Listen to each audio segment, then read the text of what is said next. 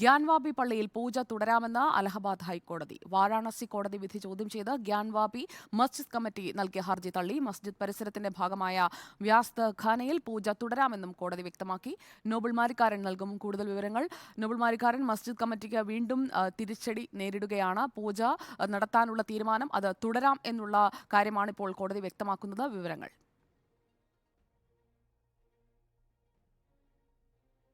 സുജിയ, വാരണാസി കോടതി ഉത്തരവ് ശരിവെക്കുന്നതാണ് അലഹബാദ് ഹൈക്കോടതി വിധി എന്ന് വേണമെങ്കിൽ പറയാം. പള്ളി കമ്മിറ്റി ഇതുമായി ബന്ധപ്പെട്ടുകൊണ്ട് ഈ ഹിന്ദു വിഭാഗത്തിന് പൂജ നടത്താനുള്ള അനുമതി നിഷേധിക്കണം, വാരണാസി കോടതി നടപടി റദ്ദാക്കണം എന്ന് ആവശ്യപ്പെട്ടുകൊണ്ടായിരുന്നു അലഹബാദ് ഹൈക്കോടതിയെ സമീപിച്ചത്. ഇതിൽ വാദം കേട്ട് 11 ദിവസത്തിന് ശേഷമാണ് ഇപ്പോൾ ഇതിൽ വിധി പറഞ്ഞിരിക്കുന്നത്.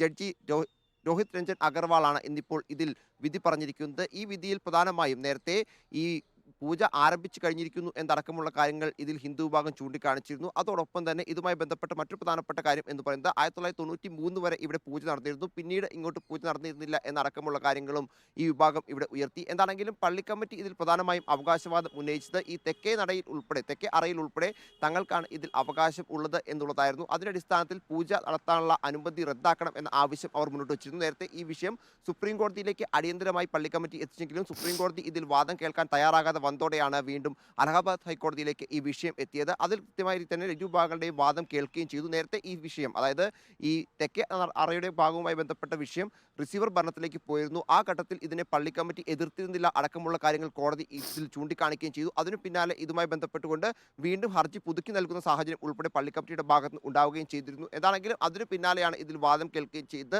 ഹിന്ദു വിഭാഗത്തിന് അനുകൂലമായൊരു വിധിയാണ് ഇപ്പോൾ ഉണ്ടായിരിക്കുന്നത് എന്ന കാര്യത്തിൽ യാതൊരു സംശയവുമില്ല. എന്താണെങ്കിലും പള്ളി കമ്മിറ്റിക്ക് തിരിച്ചടിയേറ്റിരിക്കുന്നു. ഇനിയിപ്പോൾ സുപ്രീം കോടതിയിലേക്ക് ഇതിന്റെ നിയമ പോരാട്ടം നീളാനുള്ള സാധ്യതയാണ് ഉള്ളത്. വാരണാസി കോടതിയുടെ വിധി ശരിവെക്കുന്നതാണ് അലഹബാദ് ഹൈക്കോടതിയുടെ വിധി എന്ന് വേണം പറയാൻ. അതോടൊപ്പം തന്നെ ഇനിയിപ്പോൾ പൂജ അതേപടി തുടരാനുള്ള അനുമതിയും അതോടൊപ്പം അതുമായി ബന്ധപ്പെട്ട സാഹചര്യം കൂടി ഇവിടെ ഒരുങ്ങുകയാണ്. സുജയ, ഇക്കാര്യത്തിൽ മേൽക്കോടതിയെ സമീപിക്കുന്നുണ്ടോ മസ്ജിദ് കമ്മിറ്റി?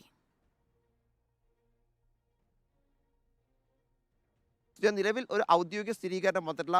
സ്വാഭാവികമായും അവർ മേൽക്കോടതിയിലേക്ക് പോകും എന്ന കാര്യത്തിൽ ഒരു സംശയവുമില്ല. പ്രത്യേകിച്ച് ആദ്യം തന്നെ ഈ വാരണാസി കോടതി വിധി വന്നതിന് പിന്നാലെ ആദ്യം അവർ സുപ്രീം കോടതിയിലേക്കായിരുന്നു നീങ്ങിയത്. സുപ്രീം കോടതി ഇത് അടിയന്തരമായി പരിഗണിക്കാൻ വിസമ്മതിച്ചതിന് പിന്നാലെയാണ് അലഹബാദ് ഹൈക്കോടതിയിലേക്ക് ഈ വിഷയം എത്തുകയും ചെയ്തത്. സ്വാഭാവികമായും തിരിച്ചടി ഉണ്ടായ സാഹചര്യത്തിൽ ഇനിയിപ്പോൾ സുപ്രീം കോടതിയിലേക്ക് ഈ വിഷയത്തിന് നിയമപോരാട്ടം നീളും എന്ന കാര്യത്തിൽ ഏറെക്കുറെ ഉറപ്പാണ്. അതുമായി ബന്ധപ്പെട്ട നടപടികൾ ഉടൻ തന്നെ പള്ളി കമ്മിറ്റി ആരംഭിക്കും എന്നാണ് നമുക്ക് അനൗദ്യോഗികമായി ലഭിക്കുന്ന വിവരങ്ങളും. എന്താണെങ്കിലും അതിലിപ്പോൾ വരും ദിവസങ്ങളിൽ നടപടികൾ ഉണ്ടാകും. നിലവിൽ ഏറ്റ തിരിച്ചടിക്ക് സുപ്രീം കോടതിയിലൂടെ തന്നെ ഇതിന് നിയമപരമായി തന്നെ ഒരു സാധ്യത കണ്ടെത്തുന്നത്, നിയമപരമായി തന്നെ ഈ വിഷയത്തിൽ പരിഹാരം കണ്ടെത്താനുള്ള നീക്കമായിരിക്കും ഇനിയിപ്പോൾ പള്ളി കമ്മിറ്റിയുടെ ഭാഗത്ത് നിന്ന് ഉണ്ടാവുക എന്നാണ് അവരുടെ അടുത്ത വൃത്തങ്ങളിൽ നിന്ന് അറിയാൻ കഴിയുന്നത്.